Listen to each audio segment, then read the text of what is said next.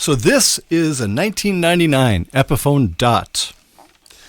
So the Epiphone company has been around for a really long time. They were actually founded as the House of Stathopoulou in 1873 in the Ottoman Empire. So somewhere around between Turkey and Greece. And they started building violins and fiddles and lutes and various stringed instruments that were traditional to that ethnicity. They moved from the Ottoman Empire.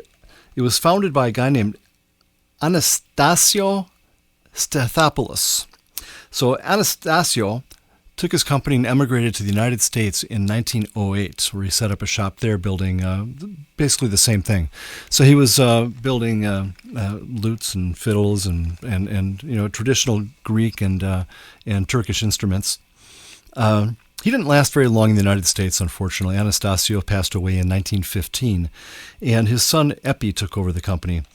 I'm not going to try to pronounce Epi's full name because I'll butcher it to death. I'm doing bad enough with Stathopoulos. So anyway, Epi took over the company and continued on building the same things, but they saw the opportunity for what was coming out in the jazz world, and he started making guitars in 1928. That's when they also changed the name of the company. Instead of the House of Stathopoulos, which I don't think anybody could pronounce in America, so he changed it to Epiphone, basically naming it after his own nickname, Epi. So Epi started building guitars in 1928, and they built very, very high-quality guitars. These were built for the jazz and the big band era back in the 1930s into the 40s. Started out making all acoustic instruments, archtop guitars, and then started building electric versions, later on as that became a thing. And Epi died in 1943, so the company passed over to his brothers, and I don't think, this is just purely my opinion and a guess, but I don't think that the brothers were as good of managers and leaders as Epi was, and I don't know if they had the skill set, etc., etc. So anyway, they had in their New York City factory, they had a whole bunch of luthiers, and in 1951, those luthiers all went on strike, and they shut down the company for about 4 months. This was damaging to the company. It weakened the company because that being out of production for 4 months is pretty staggering. So Epi actually moved the headquarters out of New York at that point after that strike and moved to Philadelphia. So the headquarters were in Philadelphia. They still had some production left in New York. And so a lot of the luthiers moved with Epi or with the brothers to Philadelphia, but a lot of them stayed behind. And the ones that stayed behind actually started another guitar company called Guild. So there you go. That's where Guild guitars came from. And so anyway, the 50s weren't kind. I mean, the company was severely weakened because of the costs of the move and the 4-month strike. And they struggled in the 50s. So Gibson comes in and buys them out in 1957, and basically shut down all their production in Philadelphia and New York, and moved everything to Kalamazoo, Michigan, to the Gibson plant. So they were building Epiphone guitars from 57 all the way through 1969, right alongside all of the Gibsons. So all the Epiphones from the 60s are basically just Gibsons with a different headstock name on it. And, they did very well. They built some very high-quality stuff and continued on. They took a lot of the Epiphone designs and incorporated it into Gibson. They had a lot of leftover parts from Epiphone, so you'll see a lot of those early 60s in particular Epiphones may have a different style of pickup or have some different parts than Gibsons, but they generally all merge together. until 1969. 1969 was the last year for production for Epiphone in the Gibson Kalamazoo plant.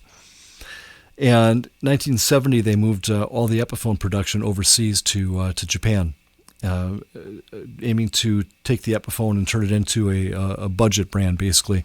So they basically produced copies, if you will, of Gibson guitars in Japan starting in 1970, and they stayed there for a couple of years, and they moved over to Korea, and then by the time about 2001, 2002, I think it was, all the production moved out of Korea over to China and Indonesia.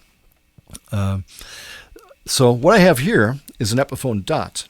So the Epiphone Dot from 1999 was built at the Samik factory in Korea.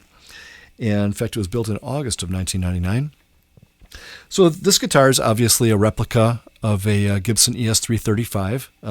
It stays true to all the designs of the 335. It's based on the 1960 version of the 335. From 58, 59, and the Gibson had big, fat, beefy necks on them, and starting in about 1960, they slimmed out the necks and made them quite a bit thinner.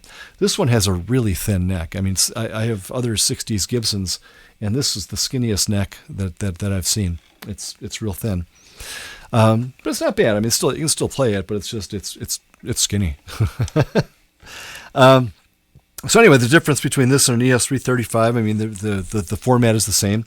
Laminated maple top, back, and sides, maple center block. This one has actually kind of you can see, you can't really see it here, I'm sure, but underneath the red stain, you've got a pretty nice flame on the flame maple neck. Rosewood fingerboard, not bound. It has the Epiphone Pro Bucker pickups on it, which are pretty decent pickups. I like these. They're not as nice to me as my favorite Gibsons, the 57 Classics or the Burst Buckers, but they're pretty good. They're pretty nice. Other than that, it's very much like an ES335. It has a polyurethane finish as opposed to the nitrocellulose that Gibson uses, and the headstock is different. Nice guitar. Plays well. It sounds good. It's completely stock. I bought this from a coworker of my wife's. He was selling all of his guitar gear because he tried to learn and just didn't get into it. So he sold all his guitars and amps, and I bought them all, and sold off a couple of amps and sold off one of the guitars and kept a couple of guitars. And this is one of the guitars I kept. So it's normally when I get a real budget guitar, I like to play with them and Frankenstein them a little bit and see what I can turn them into. I don't feel that urge or need with this one at all. The only modification I made is I took off the pick guard, just because I didn't like it on there.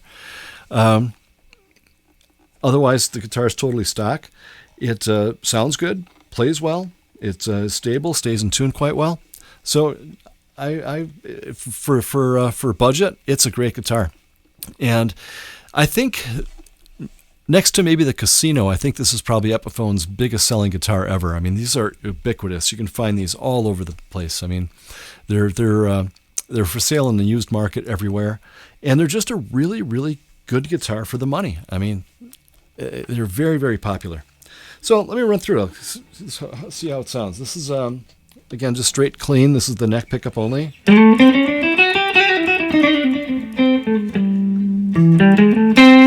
These strings are a little old, sorry.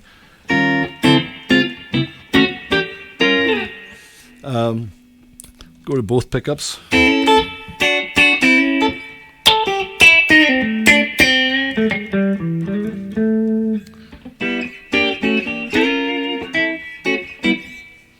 The bridge pickup only. That's the only thing on this guitar. This bridge pickup's a little bit thin, and I could probably adjust that a little bit, but if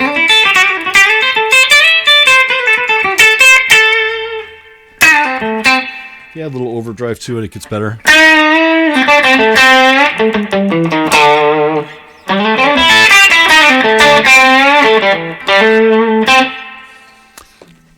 But clean, it to me doesn't sound all that great.